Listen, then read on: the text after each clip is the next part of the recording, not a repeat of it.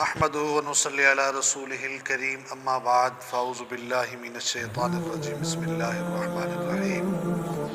معزز سامعین، آج جو میں آپ دوستوں کو روحانی وظیفہ بتاؤں گا، جو دوست یہ سوچتے ہیں کہ ہم حج اور عمرہ کیسے کریں گے اور ہمارے اسباب تو نہیں ہیں، تو یہ سعادت کیسے حاصل ہوگی، کیونکہ آپ کو پتہ ہے کہ اخراجات بہت ہیں، لاکھوں کے حساب سے حج عمرے کے اوپر اخراجات آ رہے ہیں، تو غریب آدمی تو بہت ہی مشکل سے اس کا بندوبست کر سکتا ہے۔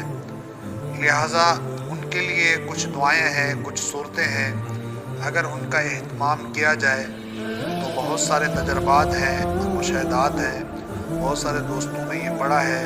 الحمدللہ ان کی برکت سے، اللہ کے کلام کی برکت سے ان کا انتظام اللہ نے غیب سے فرما دیا۔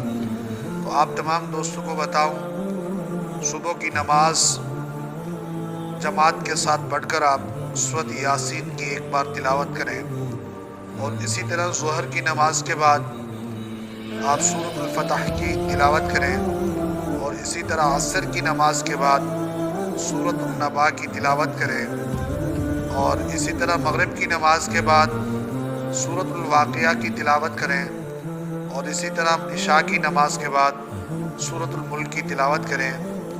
ہر نماز کے بعد سورت کی تلاوت کرنے کے بعد دعا کریں۔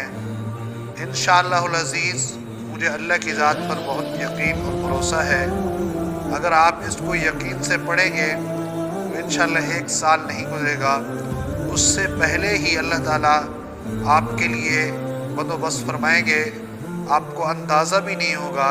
انشاءاللہ آپ کو مدینہ منورہ کی زیارت ہوگی، حج عمرے کی سعادت حاصل ہوگی۔ یہ مختصر وظیفہ ہے، اللہ کی کلام میں سے ہے، اگر کوئی دوست اس کو یقین سے پڑھے تو انشاءاللہ ہر صورت وہ حج عمرہ کرے گا۔ اگر اس کے اسباب نہیں بھی ہوں گے، اللہ تعالیٰ اسباب پیدا فرما دیں گے۔ یہ مختصر وظیفہ تھا، آپ دوستوں کو پیش کیا ہے، اس کو پڑھیں، اور اس کے اور بھی نفع بہت ہیں، اور ساتھ انشاءاللہ آپ کو مدینہ اور مکہ کی زیارت بھی نصیب ہوگی۔ جزاک اللہ۔